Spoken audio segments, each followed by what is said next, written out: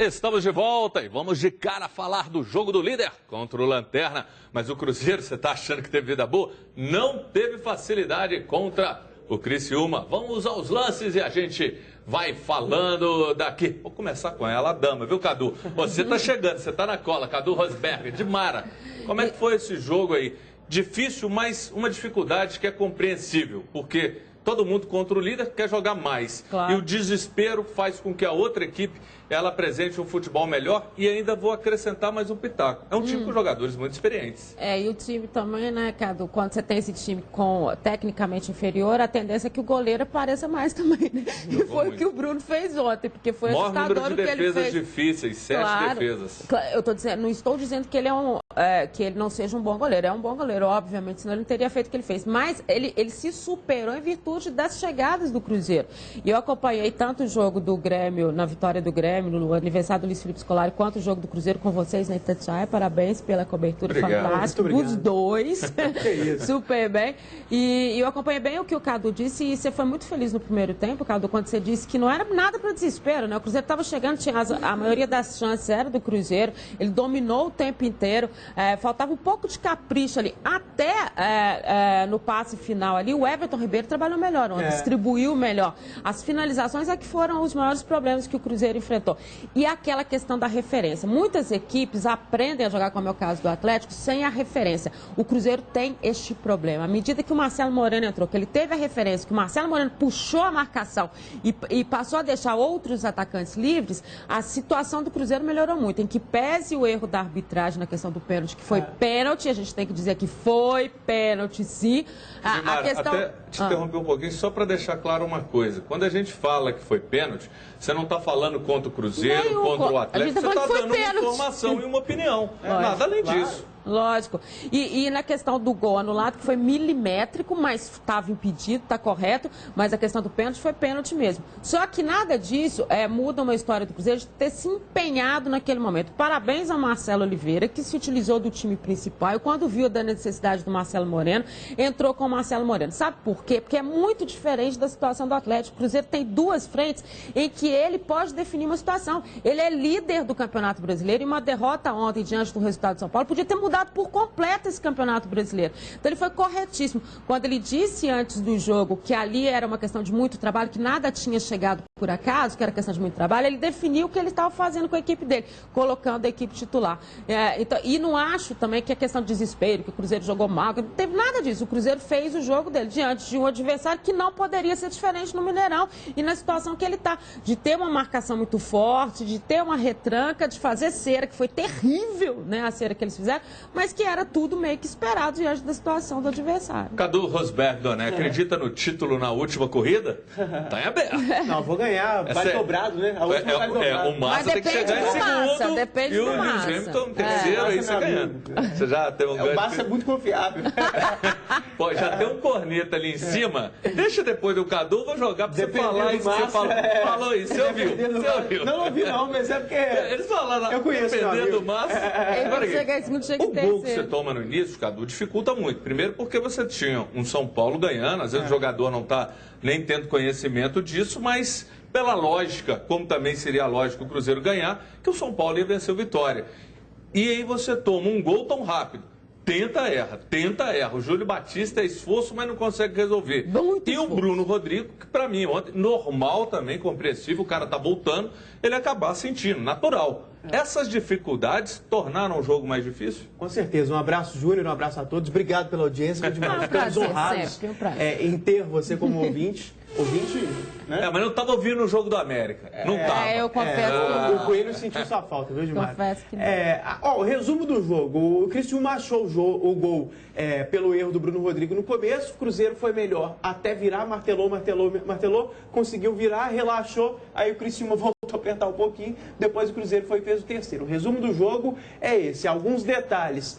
Nesse período em que o Cruzeiro apertou e não conseguiu fazer o gol, nesse lance especificamente, aquilo que a Edmara falou, o Everton Ribeiro muito preciso no último passo, colocou o Ricardo Goulart na cara do gol com uma belíssima assistência e o Ricardo Goulart não conseguiu finalizar bem. Aliás, é um defeito que ele apresenta aqui e ali, né? Um jogador de primeira linha, inquestionável, titular absoluto, muito bom jogador, mas que realmente em um outro lance, na hora de finalizar talvez seja o defeito dele, o que é natural, os jogadores ali às vezes têm problemas em um outro quesito. Mas achei normal o jogo.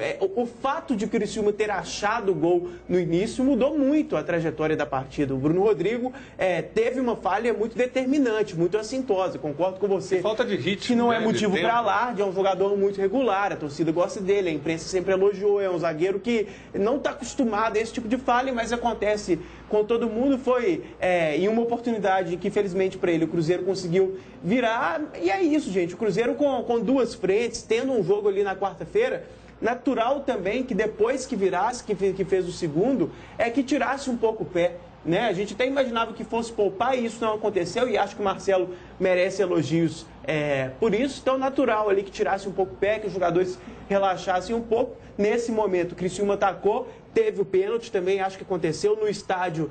Júnior sabe muito bem como é que é, a gente sem um monitor ali fica complicado para dar opinião, mas depois, com calma, achei pênalti.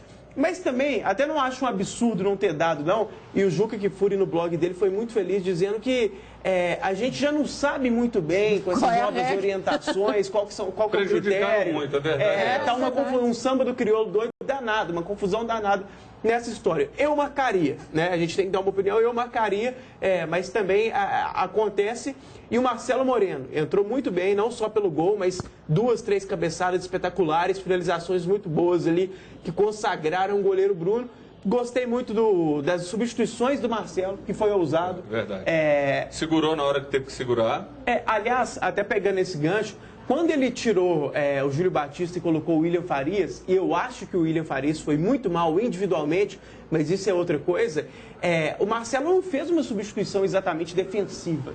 Ele estava só voltando ao time ao normal. Ele já tinha virado o jogo, ele não estava colocando um volante a mais, é porque ele estava só com o Newton de volante. Ele não estava o Everton Ribeiro de segundo homem no meio campo, lá na frente Marcelo Moreno e Júlio Batista, os dois homens mais de referência, quer dizer, estava voltando ao time normal, gente, não estava retrancando nem nada, não. Agora, o jogador entrou mal, individualmente, só que outra volante, coisa. todo mundo fala assim, retrancou, e agora? Vai chamar, tirou isso, um atacante e colocou um volante, mas é porque ele já tinha soltado demais o time. Ele já tinha colocado a equipe de forma muito ousada. Tirou o Egídio e colocou o Marcelo Moreno, pô. Colocou o Henrique de lateral ali. Então, virou, estava colocando o time voltando ao normal, natural. E um detalhe, para mim, eu entendo como Edmar, acho que você também pensa assim, que foi pênalti, apesar de que o que eu entendo é o seguinte, ninguém corre e para com o braço assim.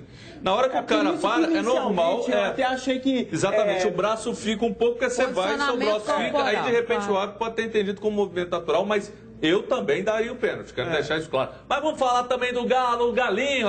Os meninos estão brilhando com o time praticamente reserva. Venceu o Palmeiras em São Paulo. O destaque foi o garoto Dodô. Vamos aos lances? Tá aí. Uma grande vitória, tem que ser enaltecida demais. E outra, a gente tem que lembrar, o esquema do Atlético só funciona com um volante, 4 volantes e o Atlético foi lá e ganhou do Palmeiras. Não, e aí, se você for olhar no natural, você fala assim, sem armador, sem referência, sem não sei o quê, né? Cai tudo por terra. A gente fala da função. Da função que o cara tá fazendo. E sabe por que surpreendeu? Surpreendeu não é porque a gente achava que eles não iam conseguir jogar bem, é porque é um time que naturalmente não tem conjunto, né, Cadu? Não tem esse histórico. Você nunca talvez viu a mudança esse time mais significativa que o Atlético passou. Radical. Só que é aquilo que o Levir às vezes fala e que muita gente não entende. Eu vou muito na conversa, na forma como eu posiciono. Às vezes só dá tempo de posicioná-los conversando. E acho que nesse ponto, nesse jogo foi fundamental. E olha, não adianta vir me falar que o Palmeiras é horroroso, porque o Palmeiras é horroroso contra qualquer time. Engrossou para várias equipes. Não é? Claro. Então, assim, não foi isso que fez com que os meninos tivessem uma obediência tática a um esquema traçado pelo Levir. E era evidente que eles estavam obedecendo. Mudaram os jogadores, mas o esquema não. Exatamente. O tempo inteiro eles olhavam para o banco para ver se estavam se posicionando corretamente e mais. Esse jogo teve, eu acho que o efeito principal dele é ter dado a estes meninos a confiança numa reta final que o Atlético vai precisar tanto. Mas você não concorda com a confiança que vem sendo conquistada gradativamente e culminou nesse jogo? Aos poucos. E esse jogo mostrou isso e mais do que isso. No momento em que o Atlético precisa muito da decisão da Copa do Brasil, da decisão da vaga em termos de Libertadores no Campeonato Brasileiro, ou seja, eles chegam de forma diferente para este momento. Tanto é verdade que quanto a gente está pedindo aí o Dodô no lugar do Michael Soel, por exemplo, que mostra a confiança que a torcida recebe deles e que eles também recebem da torcida. Eu acho que neste ponto esse jogo foi fundamental. Cadu, quando me perguntaram, o Atlético tem condição de chegar, vencer o Palmeiras, eu acreditava. Mas assim, uma coisa mais apertada. 1-0, 2-1, um grau de dificuldade, até um empate que seria um bom resultado. Num certo sentido, fica surpreso principalmente por aquilo que a Edmara falou, a mudança drástica, um meio de campo com 4 volantes, o Rafael que estava parado há algum tempo, o cara volta, os meninos, a responsabilidade, causou uma certa surpresa, mas claro, a gente tem que bater palma. Claro, causou certa surpresa sim, e uma surpresa muito positiva, gente. Vou falar a verdade, eu achei essa vitória do Galo muito legal, muito bacana. Olha, não dava para cobrar um brilhantismo de um time reserva fora de casa, claro que não. Agora, dentro de certa característica ali, a vitória foi muito imponente, muito segura. O Atlético foi absoluto dentro de campo. Não foi brilhante no aspecto do drible, das jogadas, do número de oportunidades, e nem tinha que ser, mas foi muito acima da expectativa. Foi muito legal. Que time entra totalmente reserva dentro do Pacaembu e ganha do Palmeiras. Foi muito a postura, taticamente, a imponência, a tranquilidade. Foi muito legal nesse aspecto. O Atlético foi muito absoluto ali, com uma cara de time, uma firmeza, uma solidez. Mereceu ganhar, com toda certeza. Foi melhor o tempo todo e deu gosto de ver. Foi uma coisa que chamou atenção, o trabalho do Levir Coupe nesse tipo de vitória. Muito legal. E eu até relativizo essa história da ruindade do Palmeiras. Eu mesmo já critiquei muito o Palmeiras, mas o time paulista vive justamente um de seus melhores momentos no campeonato agora, com a chegada do Dorival Júnior. O Valdívia jogou, você pode pensar ali o Wesley como desfalque, mas forte do Valdívia. Nada demais, o Henrique jogou, o Valdívia jogou, o time muito próximo do ideal, o Fernando Praz no gol. Porque em outros tempos o Palmeiras sofreu muito sem uma camisa 1 ali de confiança, então deu gosto. Praticamente reserva, bondade ali da nossa equipe, porque só o Vitor de titular e talvez o Leandro Donizete. Sim, que é titular, que está voltando. Para os dois, eu quero até ouvir o pessoal lá de cima, porque o Felipe falou deu uma declaração aqui no meu ouvido, aqui, eu fiquei quase que até arrepiado, mas foi um negócio que me assustou, tanto que eu não arrepiei. O Dodô já coloca, começar com você aqui, Cadu, você já está no embalo, o Dodô já coloca uma pulga na cabeça do Levi, dizendo: tô aí, tô pedindo passagem, tira esse Maxwell, que é a base, eu tô aqui, cheguei, quero ser titular. Não, eu utilizei o termo, deu gosto de ver a atuação do Galo, aí especificamente o Dodô. Que jogador, né? Um início ali que muito promissor. Contra o Vitória, ele deu aquele passe espetacular pro Guilherme, deu drible pela ponta, colocou o Guilherme na cara do gol. Mais uma vez jogou muito bem, agora o tempo todo, muito consistente, convincente a atuação dele. Aquela história, né, Júnior?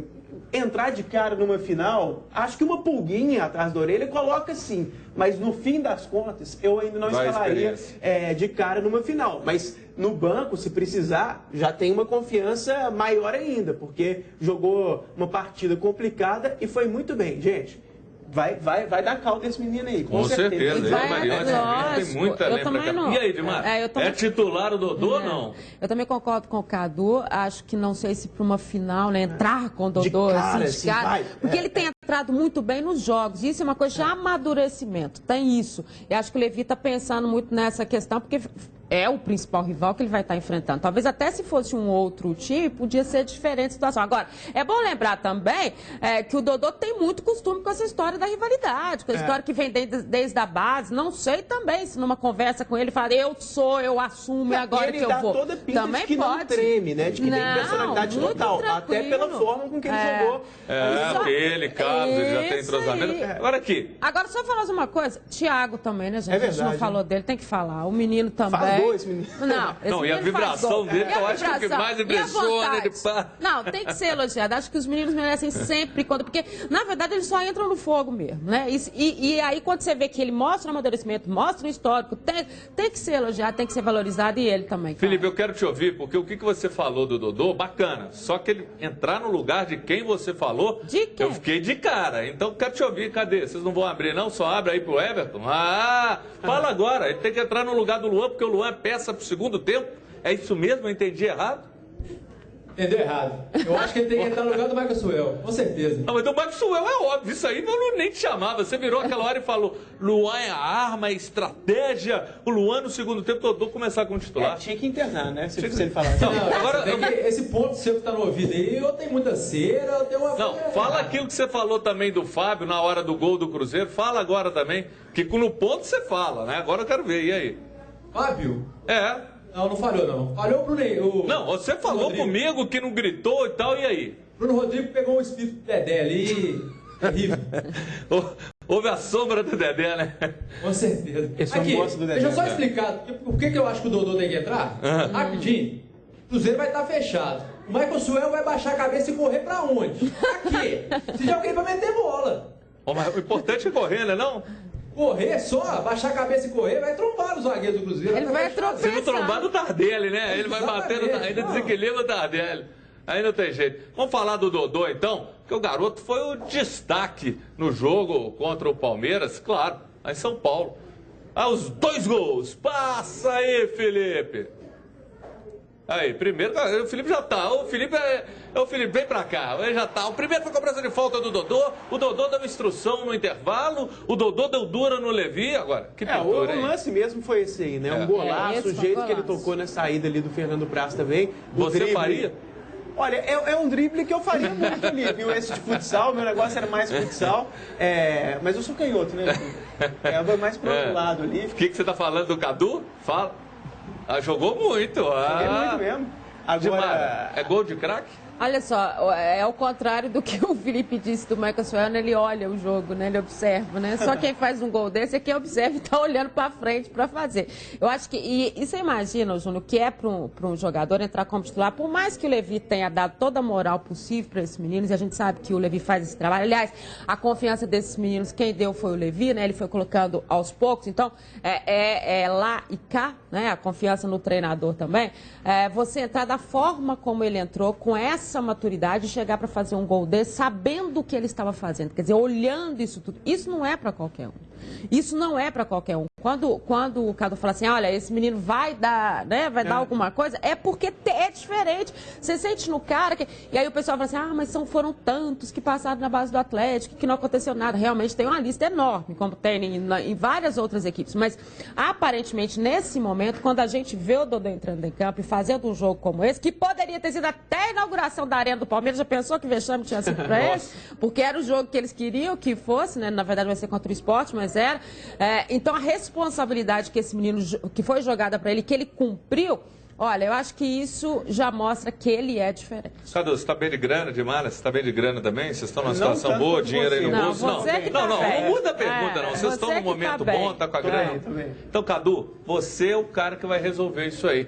Porque tá uma procura atrás do ingresso. E tem gente, todo dia um cara ali me arruma um ingressinho aí. Fala, amigão, é 500, é 700. Tá uma loucura. Então, gente, você que quer o ingresso dessa final da Copa do Brasil, Cadu falou, tá com a grana, liga aqui pra Band, que o Cadu tá, ó. A gente não pode limita quanto, Júnior. A gente tá bem de saúde. Né? Mas não tá sobrando assim também, né? Não tá igual você. Então vamos limitar. 3 ingressos, liga pra cá, o Cadu falou que vai dar o de R$700, tá? Aí você conversa com ele pra ver. Já tem até gente aqui na redação querendo também. Então vamos falar agora da final da Copa do Brasil e essa busca pelo tão cobiçado ingresso na sede do Galo. Uma fila enorme para variar. E a torcida celeste já esgotou os bilhetes mais baratos para o jogo do dia 26. A reportagem é com ele, Marcelo Silveira.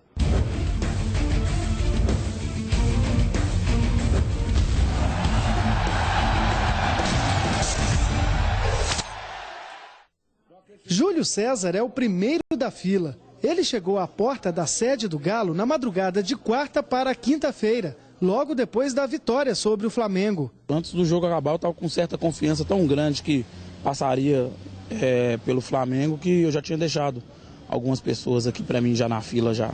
E aí, agora você que armou barraca, ficou aqui, cadeira, mudou para cá? Já tem 4 dias aí que a gente já tá desse jeito, né? Hoje eu liberei o pessoal que tá na fila aí pra ir em casa tomar um banho, que já tinha 2 dias que eles estavam aqui, eu trazendo almoço e janta pra eles. E agora eles saíram pra tomar um banho e ir em casa, à noite eles voltam. E a gente continua nessa batalha até terça-feira. Outros fanáticos estão acampados na porta do clube. E eles correm o risco de ficar sem ingresso, já que a prioridade são os sócios torcedores que compram antes pela internet. Não vai acontecer, vai sobrar para nós. Pode ter certeza que sim. E vai ter voz para gritar lá na quarta-feira? Com certeza, eu vou ficar quietinho esses dias, caradinho, para ter energia lá. Nem o preço, que varia de R$ 400 a R$ 700, assusta os torcedores. Fazer de tudo, né? Pelo preço do ingresso, vamos ir, mas com o pé atrás, né? R$ 400 está meio apertado, né? Você achou que ficou puxado? Ficou puxado. Se conseguiu de 400, né? Porque se não conseguiu de 400, eu tenho que pagar R$ 600 o ingresso. Pagar R$ 600 o ingresso para ficar 4 dias na fila. As diretorias dos clubes solicitaram 10% dos ingressos para a torcida visitante. Nessa primeira partida, apenas 2.300 cruzeirenses poderão entrar no estádio. Mas a torcida azul já prepara uma grande festa aqui no Mineirão no dia 26. Todos os ingressos mais baratos, no custo de R$ 200, já estão esgotados. Para a finalíssima, a previsão é de quase 60 mil pessoas no estádio. A maioria de cruzeirenses, que também vão pagar um preço salgado pelas entradas, de R$ 200 a R$ 700. Valeu, Marcelão, e vamos emendar de cara e vamos falar da polêmica dos 10% de ingresso para a torcida visitante. Presidente do Cruzeiro, Gilvan Pinho Tavares, continua irritado com o presidente do Atlético, Alexandre Calil. Segundo ele não manteve a palavra. É isso mesmo? Fala então, presidente. Eu achei que isso já era coisa do passado, porque eu ouvi do presidente do Atlético lá no STJD, quando comparecemos lá, eu estive representando o Cruzeiro, prestando depoimento pessoal, ele representando o Atlético, prestando depoimento pessoal, e ele garantiu à comissão disciplinar que nunca mais, na gestão dele, o Atlético jogaria com 2 torcidas, ele ia seguir o exemplo do Cruzeiro, que vinha jogando com a torcida única nos jogos do Atlético, não requisitava os 10%, e isso vinha dando certo, porque evitava conflito de torcedores, e que ele achava que esse pessoal que vai nesse tipo de jogo, com os riscos que oferece para esses 10% que costumam querer o estádio, era muito grande, porque a maioria deles se tratava de marginais, foi a palavra que ele usou, não eram torcedores, que ele jamais faria isso de colocar mais, exigir mais esses 10% para que fossem vendidos para os torcedores do Atlético. Acho que ele tentou levar vantagem, ele gosta muito de levar vantagem. Então ele tentou levar vantagem no sentido de que o presidente do Cruzeiro sempre foi tido como uma pessoa muito correta, uma pessoa que cumpre o que promete. Eu já havia prometido que não ia mais exigir ingressos para a torcida do Cruzeiro nos jogos do Atlético, principalmente no Independência, que oferece muito menos condições de segurança do que qualquer outro estádio. Mas, diante da possibilidade dele levar uma vantagem, ele achou que ia pedir os 10% para o Atlético e que o Cruzeiro não pediria os ingressos, assim o Atlético levaria uma vantagem de ter 10% de torcida no jogo lá no Mineirão e o Cruzeiro não teria torcedor nenhum no Independência. Mas eu idealizei uma forma de requisitar esses 10%, mas vendê-los para os nossos sócios torcedores, que a gente conhece bem, são pessoas comportadas, não são baderneiros. Presidente Gilvan falou.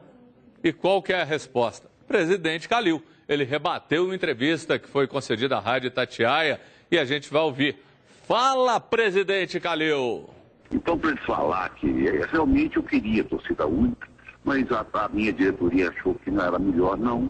E nós fizemos uma reunião, tanto que o Alexandre Matos me ligou na quinta-feira, 10 horas da manhã, para saber sobre esse assunto. A prova que não estava nada definida, eu disse a ele, Alexandre, eu vou ter uma reunião agora com a diretoria, depois eu te falo, tá? Então foi ele que me ligou. A respeito do que ele disse no último jogo, é uma faceta nova do presidente do Cruzeiro que eu não sabia.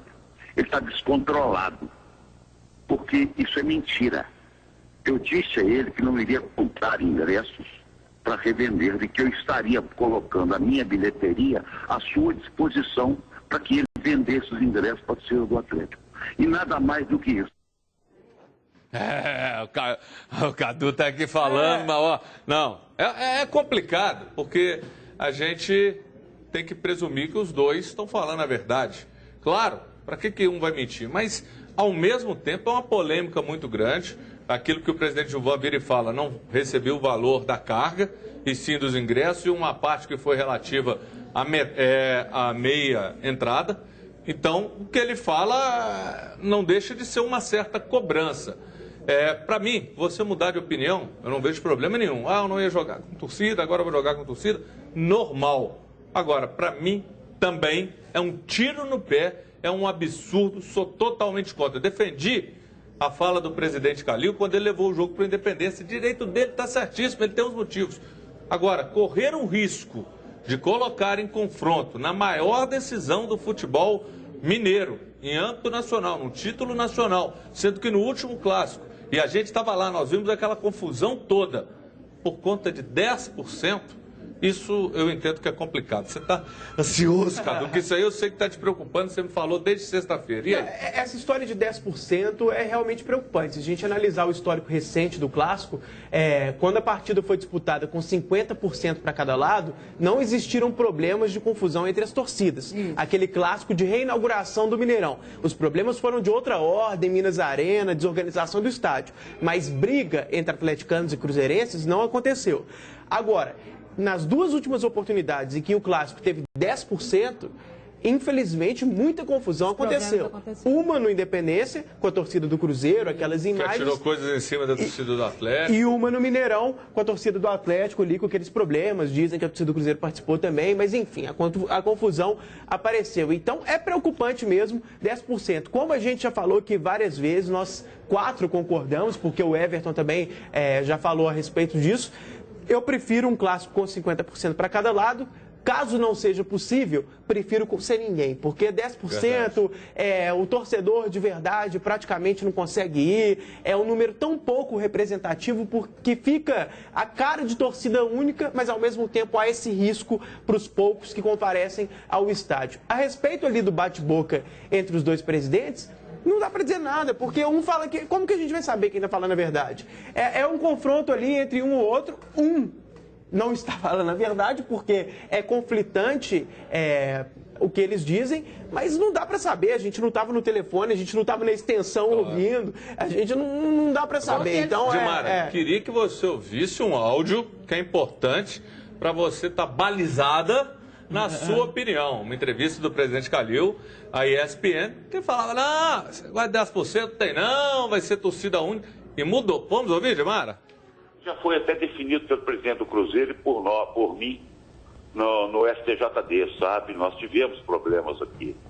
E não queremos prejudicar nem o Atlético, porque acredito que o Cruzeiro também não quer mais ser prejudicado, por alguns baderneiros que vão ao campo sem pensar no clube, fazer bagunça para depois a gente ser punido, ajudando inclusive times de outros estados. Então a posição do Atlético é aquela, nós vamos, não queremos mais a torcida, isso ainda não está definido, vamos ver a definição do Cruzeiro, mas a princípio me parece que cada um vai jogar com a sua torcida e que problema nenhum, é igual para todo mundo. Dimara, você muda muito de opinião e é normal mudar de opinião, mas a gravidade da mudança de opinião naquilo que pode acarretar em termos de conflito entre as torcidas, que é o que nos preocupa? Eu preferia que fosse essa a última entrevista do Calil que estivesse valendo, né? O que eles tinham acertado antes. Eu acho que mudar de opinião, concordo com você, isso acontece, né? A gente muda no entorno, mas não numa coisa que é tão séria como essa. E numa coisa que eles já tinham conversado, já tinham acordado no STJD, já tinham acordado. Isso aí foi no dia que ele mudou de opinião. Né? Entendo que ele deve ter ouvido um monte de gente, às vezes um presidente não toma suas decisões sozinho, ele tem um monte de gente em volta dele, que fala com ele e tudo, mas eu acho de uma temeridade enorme. Uma coisa é você ter 50%, que você vai ter que disponibilizar um efetivo policial, que você já sabe o que vai estar lá, o montante. Outra coisa é você colocar um pouquinho de gente no meio de uma multidão. Mas você colocar um risco enorme. O risco é enorme. Tanto o risco é grande que não se sabe ainda no Independência onde é que essa torcida vai poder ficar. Os bombeiros vão ter que ir lá hoje, ver que tipo de situação vai poder ser utilizada. Tanto é verdade que o Cruzeiro ainda não definiu a sua situação de ingresso, esperando toda essa logística que vai ter que ser feita na Independência. Então, eu acho uma temeridade. Se houvesse um poder de identificação. E o que eu lamento demais, Júnior, é que quando você tem que ter um clássico como esse, voltado para a condição técnica, voltado para a condição... Começa um disse-me-disse, um foi que me foi, que não representa a realidade de um futebol tão grande como é o futebol de Minas Gerais. Eu acho que isso é que a gente tem que lamentar muito. Eu preferiria muito que a entrevista que tivesse valendo fosse essa, a última do Calil, e de que ninguém tivesse 10% em lugar nenhum. Você vai falar, inclusive, você que acompanha muito, a Dimara também, ela come futebol internacional, está mudando essa questão com relação aos riscos e essas divisões de torcida em todo mundo. O Felipe estava até falando, queria te ouvir, Felipe, porque é uma pergunta para vocês. Vocês são profissionais, militam, mas vocês também, aquele cabrice aí. Como é que eu vou falar com você, Felipe? Tem que abrir em cima. Aí, olho no olho. Olho no olho, isso aí. Vocês 5. Apesar de que eu tô vendo uma nuca ali um pouquinho roliça, mas tudo bem. Não é a sua não, Lincoln, lá no fundo do, né? Tá lá, Vocês não olham para cá, eu quero ouvir de vocês. Vocês vão levantar a mão o seguinte, porque vocês, contudo, são profissionais, mas são torcedores. Tirando o Cris Galo, que gosta de golfe e detesta futebol. A pergunta é o seguinte, vocês como torcedores, vocês entendem que deveria ser torcida única? Quem é a favor de torcida única, levanta a mão e você pode falar, Felipe. Ninguém, você viu aqui, né? Ninguém. Mas é porque não é 10% que eles gostariam, né? Eles gostariam de 50%. Isso é ideal, é o sonho de todo mundo. Aqui, né? Eu não vejo problema em ser dessa. Sinceramente, no mundo inteiro é. Por que aqui não é? Por que aqui em BH não consegue? Grenal é. Em São Paulo é. Teve ontem o Manchester é. Em Milão é. Por que aqui não pode ser? Posso te responder? Qual é a dificuldade? Te respondo. Claro. Porque, infelizmente, hoje a polícia fica do lado de fora, não dá o apoio do lado de dentro, não querem gastar para criar uma condição e ninguém quer se envolver. Seja no trânsito a BH Trans, seja a polícia para dar uma condição melhor. Então, hoje é o seguinte, é a lei do menor esforço. Infelizmente, essa é a realidade que a gente tem vivido. E não adianta alguém chegar aqui e virar falar que é diferente, porque no último clássico, eu inclusive estava lá e eu falei, na divisa de torcida tinham 3 policiais. 3 policiais. Aí depois do pau cantando apareceram mais 5. E aqueles, entre aspas, os stewards. Mas não vai mudar o quê? Vai ter que mudar. Vai aceitar isso sempre? Mas não querem. Fala, Cadu. Olha, eu acho que essa história de 10%, o Felipe tem razão em colocar isso. Agora, eu acho que ao mesmo tempo, só 10%, a gente não tem o lado positivo de um clássico mais democrático, um espetáculo mais bonito, com 2 torcidas. Não fica 2 torcidas. Não. No sentido positivo. Fica lá, uns gatos pingados lá, que só escuta gritando em um outro momento da torcida predominante mais calada. Então, você não tem o benefício das 2 torcidas e tem esse problema, tem esses poréns, esses senões, por causa da incompetência que o Júnior Brasil muito bem ressaltou.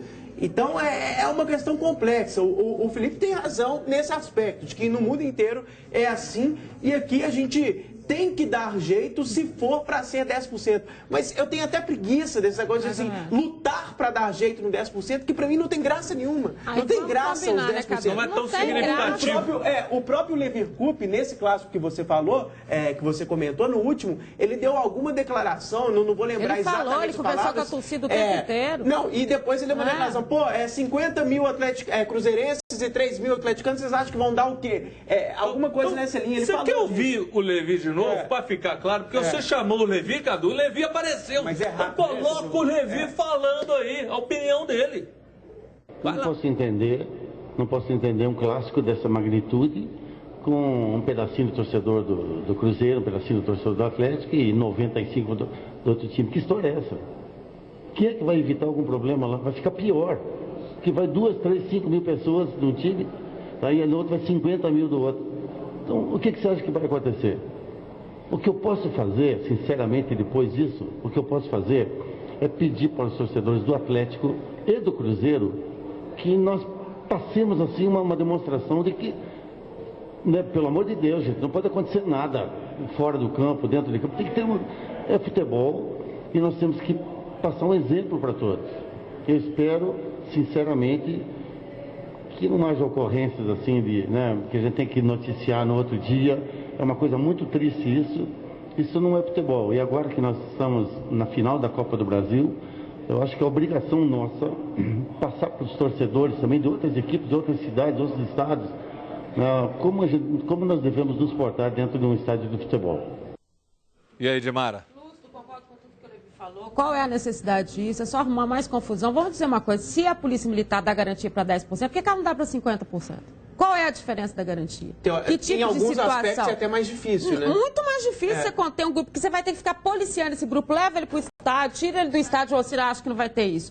Então, sabe, assim, desnecessário. Achei uma atitude desnecessária. Se começou com o Calil, se começou com o Gilvan, qualquer história, eu acho que eles têm que sentar e resolver. Eles são presidentes dos maiores clubes de Minas, dos maiores, de clubes que são enormes em termos de conceito nacional, que estão fazendo uma final de Copa do Brasil. Que eles possam ser coerentes na fala, na forma de lidar com a torcida, na exposição e tudo aquilo que eles falam, porque além de tudo eles são exemplos e eles vão coordenar o que vai acontecer nesses 2 jogos. A responsabilidade é de todo mundo.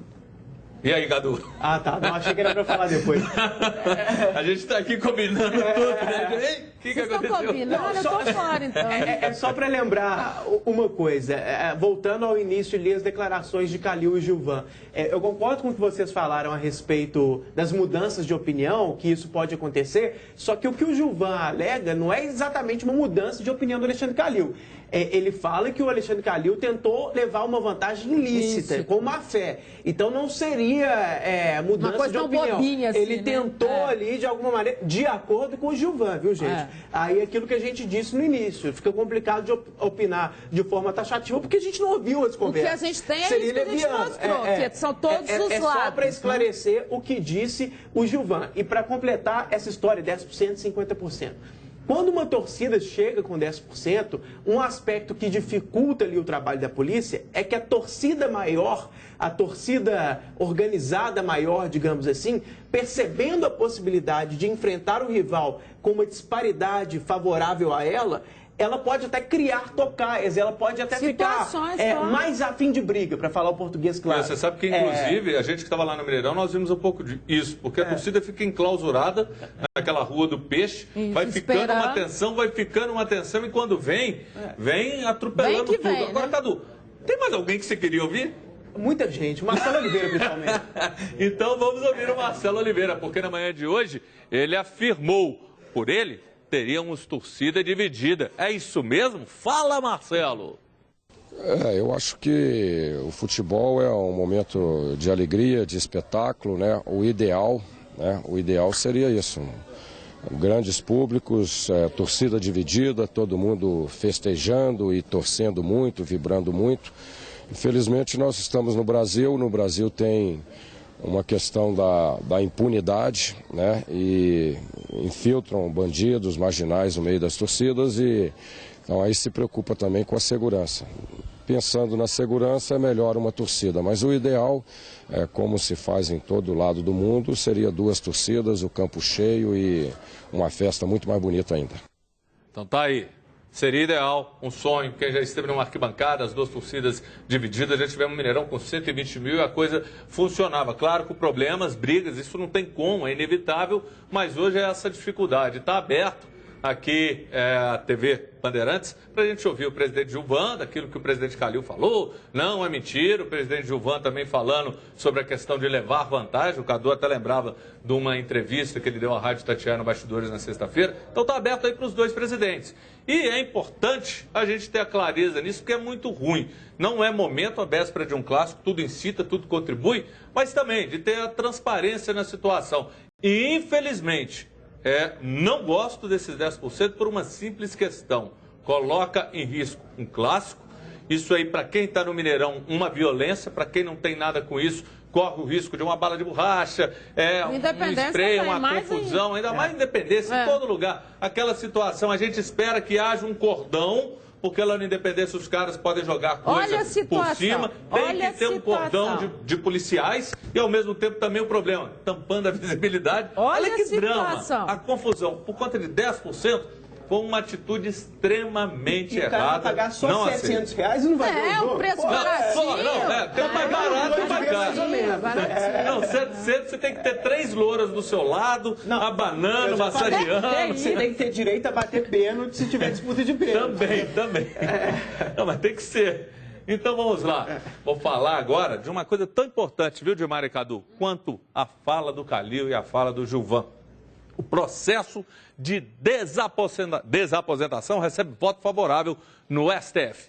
E benefícios podem subir 24,7%. Olha que notícia maravilhosa. Você não entendeu? Então vou te explicar com muita calma, meu amigo, minha amiga, minha senhora, meu senhor. Você se aposentou, continuou trabalhando e pagando INSS?